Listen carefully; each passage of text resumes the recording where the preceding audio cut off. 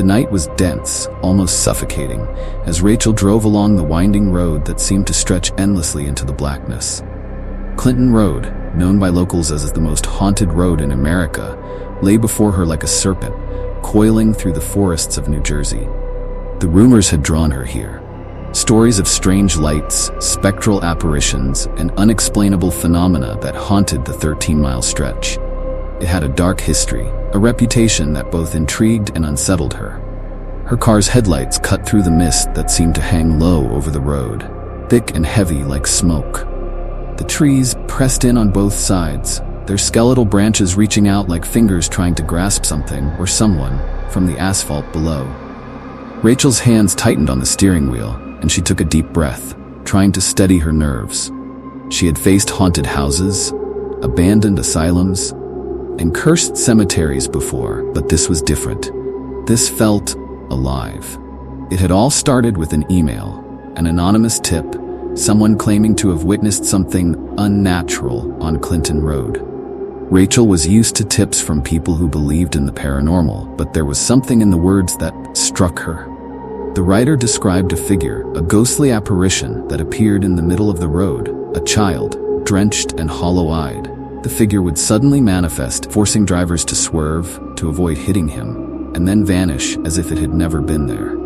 And when they stopped to look, there would be nothing except the oppressive silence of the woods. The locals called him the Ghost Boy of Clinton Road, and his story was tangled in whispers and folklore. They said he had drowned in the icy waters of the reservoir nearby some decades ago, and now his restless spirit roamed the road, searching for help, for justice. Or maybe something else entirely. Rachel had decided to investigate, her curiosity piqued by the vivid descriptions. She needed more than second-hand accounts and local legends. She wanted proof. She had set out with her camera and audio recorder, determined to capture something, anything, that might explain the stories. The moon was full, hanging low in the sky like a watchful eye as she ventured deeper into the forested stretch of the road. She drove slowly, cautiously, her eyes darting back and forth, scanning the roadside for any sign of movement. An hour passed, then two, and she saw nothing but the shifting shadows of the trees, the occasional flicker of a deer's eyes in the distance. Her mind began to wander, wondering if she had been chasing nothing more than a myth. But then, just as she was beginning to doubt herself, she saw him.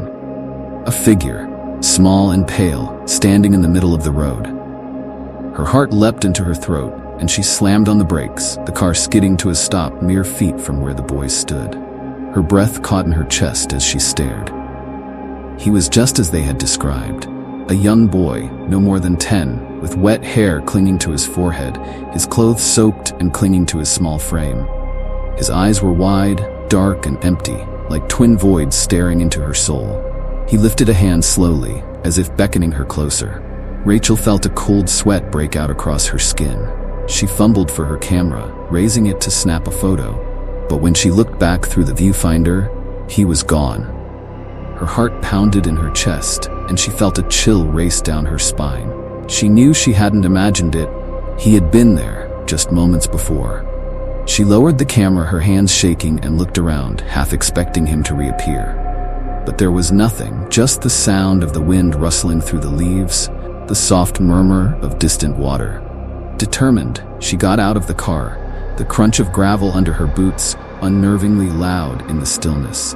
She glanced around, trying to see through the thick darkness, but the shadows seemed to move and shift, playing tricks on her eyes. She walked to the spot where the boy had stood and felt the air grow colder, as if the temperature had dropped several degrees in an instant. "Hello?" She called out, her voice echoing in the trees. "Is anyone there?" There was no response, just the distant hoot of an owl and the whisper of the wind. She took a few more steps, her flashlight cutting a narrow beam through the darkness, and then she saw it, a small, wet footprint on the asphalt. Her breath caught in her throat. She crouched down to examine it closer. The impression was fresh, water pooling in the tiny depressions. Her mind raced. How could it be? There was no water source nearby, no rain for days. She snapped a few photos, documenting the evidence, but even as she did, the air grew colder still.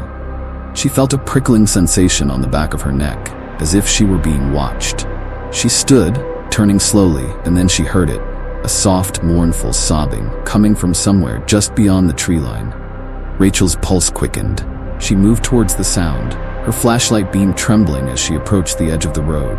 The sobbing grew louder, more desperate, a child's cry for help.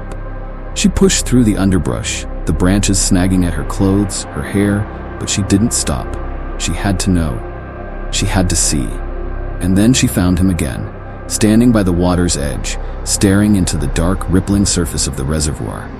His face was twisted with grief, his eyes hollow and sunken. She opened her mouth to speak, but before she could utter a word, the boy turned to look at her, his gaze locking onto hers with a chilling intensity. "Why?" he whispered, his voice a broken sob. "Why didn't they save me?" The road stretched on, winding into the dark unknown, and Rachel knew that she had touched something here, something that would not easily let go. The ghost boy of Clinton Road was real, and he was still searching, still waiting, still lost in the shadows of a place that time refused to forget.